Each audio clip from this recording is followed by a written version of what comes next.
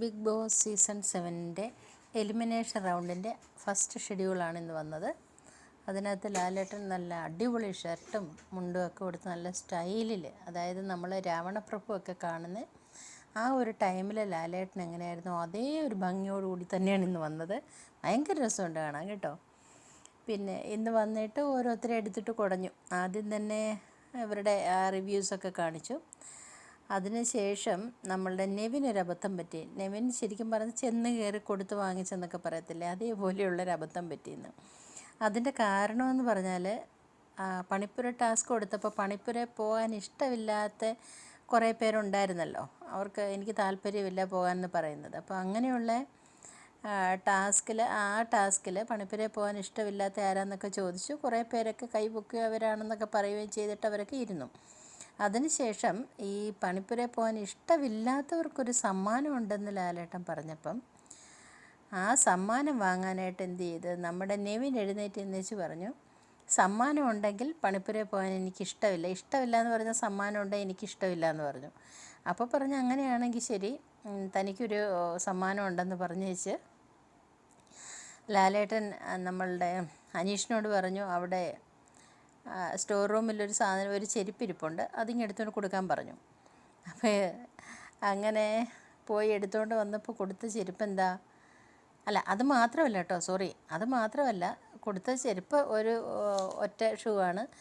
അതിന് മുൻപ് പറഞ്ഞതെന്ന് പറഞ്ഞാൽ നെവിന് ഇനി നെവിൻ്റേതായുള്ള ഒറ്റ ഡ്രസ്സുകളും നെവിന് കിട്ടത്തില്ല.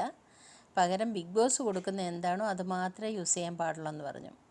അതുപോലെ തന്നെ നമ്മളുടെ ഗസലിനും കിട്ടിയ ഒരു പണി, ആ കുട്ടി കുറേ സാധനങ്ങളൊക്കെ എടുത്തടിച്ച് മാറ്റി വെച്ചിരുന്നല്ലോ. അപ്പോൾ ആദ്യം അത് തിരിച്ചു കൊടുക്കാൻ പറഞ്ഞു.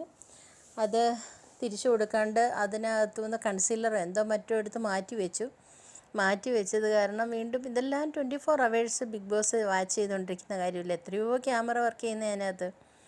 അപ്പോൾ അതെടുത്തുകൊണ്ട് വെച്ചതിന് ശേഷം അതാരോടും മിണ്ടാതൊക്കെ വെച്ച് ഉപയോഗിക്കുകയല്ലേ, ഇതൊക്കെ അവർ കണ്ടല്ലോ. അത് കാരണം എന്താ ചെയ്തത്, ഗസലിൻ്റെ പെട്ടി തിരിച്ചു കൊണ്ടുവരാൻ പറഞ്ഞു. അങ്ങനെ തിരിച്ച് ലാലേട്ടൻ്റെ അടുത്ത് കൊണ്ടുവന്നു. ആ പെട്ടിയിൽ ഗസലിൻ്റെ സാധനങ്ങളടങ്ങിയ പെട്ടിയാണ് നാട്ടിൽ നിന്ന് കൊണ്ടുവന്നത്. അത് തിരിച്ച് നാട്ടിലേക്ക് വിടാനായിട്ട് ഒരു ഡിസിഷൻ എടുത്തു. വിടുമോയെന്നറിയത്തില്ല, ഒരു പക്ഷേ കുറച്ച് ദിവസത്തേക്ക് ഒരു പണിഷ്മെൻറ്റ് പോലെ പിടിച്ചു വയ്ക്കുകയായിരിക്കും ചെയ്യുന്നത്. അതിനുശേഷം പിന്നെ വന്നതെന്ന് പറഞ്ഞാൽ ഓരോരുത്തരുടെയും പേരിടൽ ചടങ്ങുണ്ടായിരുന്നല്ലോ, അതിനെക്കുറിച്ച് ഒരു അനാലിസിസ് നടത്തി.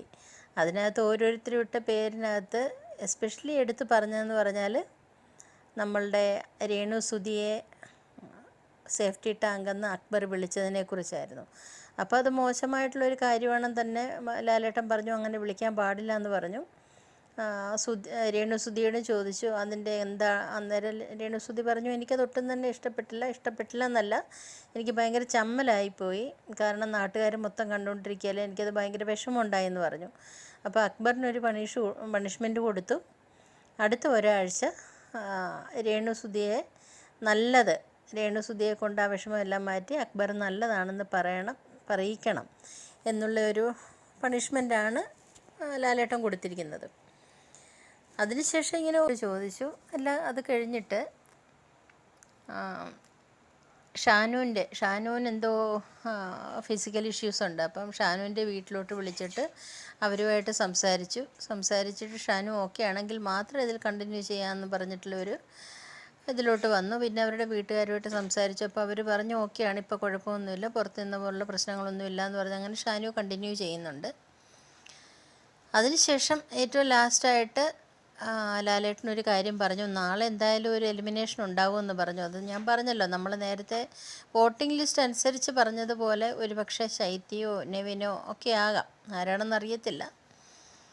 അപ്പം എന്തായാലും പിന്നെ മറ്റൊരു കാര്യത്തിൽ ലാലേട്ടൻ ഒരു താക്കീത് കൊടുത്തെന്ന് പറഞ്ഞാൽ താക്കീതായിട്ട് അങ്ങനെ വലുതായിട്ട് പറഞ്ഞില്ല, എങ്കിലും എനിക്ക് തോന്നുന്നു രേണു സുധിയോടുള്ള ഒരു സമീപനത്തിൽ ലാലേട്ടനും ഒക്കെ ഒരു സോഫ്റ്റ് കോർണർ ഉണ്ടെന്ന് തോന്നുന്നു. കാരണം പുറത്ത് ആ കുട്ടിയെക്കുറിച്ചുള്ള ഒരു നെഗറ്റീവ് ഉണ്ടല്ലോ, അത് ബിഗ് ബോസിൽ അത്ര ഇമ്പാക്റ്റ് ഉണ്ടാക്കിയിട്ടില്ല. അവരൊക്കെ അത് റിയലൈസ് ചെയ്യുന്ന ആൾക്കാരാണ്.